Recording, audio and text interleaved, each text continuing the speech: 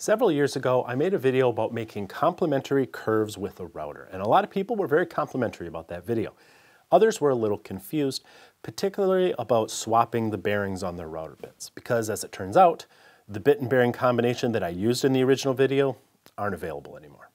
So I've decided to remake the video showing a similar method but with readily available bits, because this is such an amazing technique with so many creative uses that you're definitely going to want to know about. Complementary curves are curvy lines that mate together perfectly. It's a great way to use contrasting species of wood or wood that you've stained or dyed contrasting colors to create unique effects. This panel from the original video, for example, later became this box top.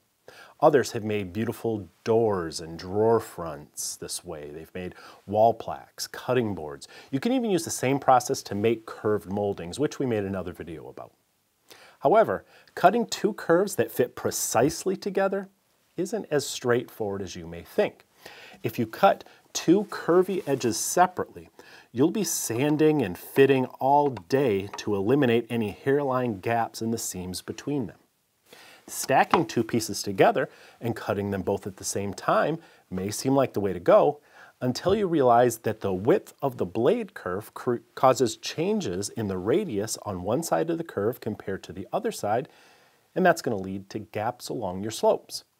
For perfectly tight-fitting seams, you're better off using a set of router templates and some flush trim bits.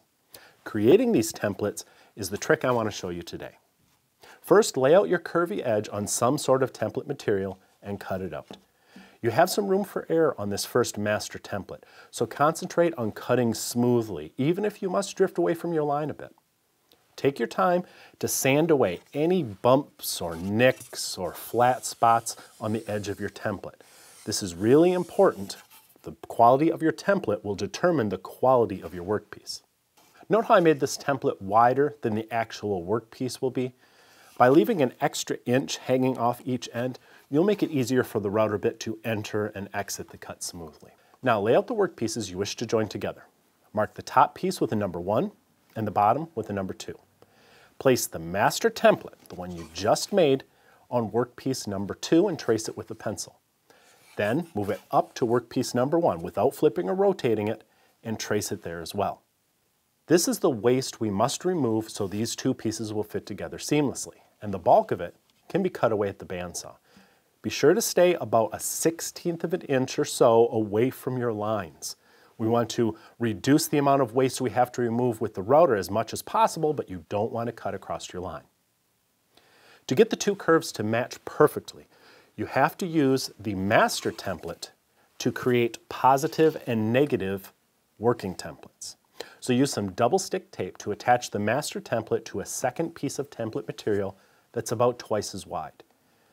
Then use a 3/8 inch flush trim bit to carefully follow the edge of the master template, cutting the lower piece in half.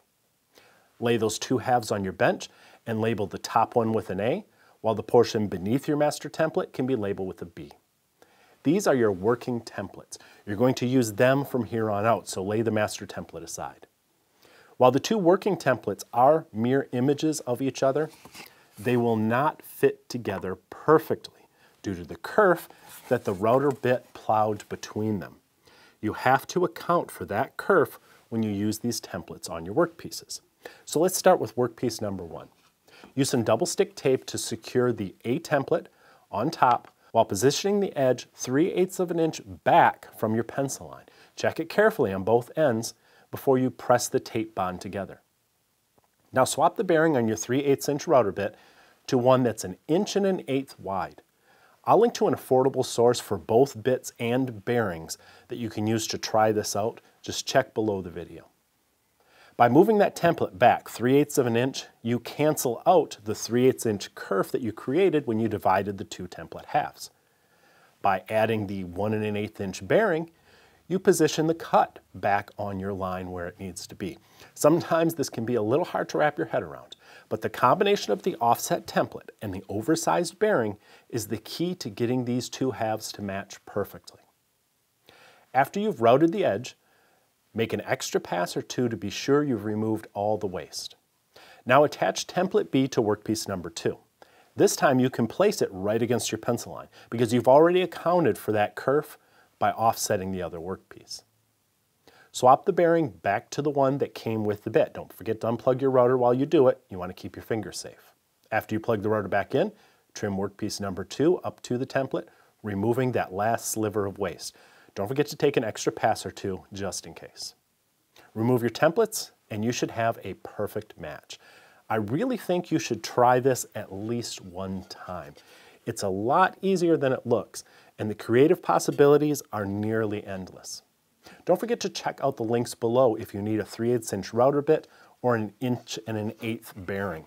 Those sizes can be a little hard to find, and the sets I'm linking to are not sponsors. I just chose them because they're decent enough quality for the job and they're very inexpensive, and I don't want costs to discourage you from trying this. See you next time. As the builders behind some of the top brands in the industry, Harvey Machinery has for decades been letting others take credit for their innovation. Now they've developed their own line of saws with the quality and features once reserved only for professional shops. The woodworking world is officially on notice. Harvey Machinery will be in the shadows no longer.